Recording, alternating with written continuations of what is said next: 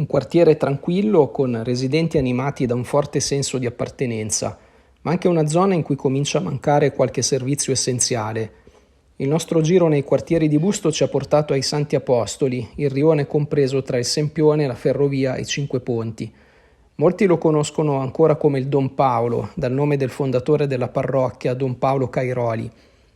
Parlando con i residenti sono emerse alcune preoccupazioni, a cominciare dalla lenta ma inesorabile diminuzione dei negozi di vicinato.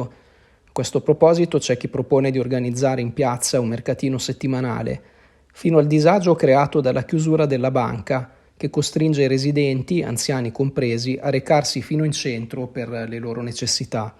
C'è poi chi fa notare la pericolosità della rotonda tra il Sempione e via Genova e chi invoca qualche area verde in più.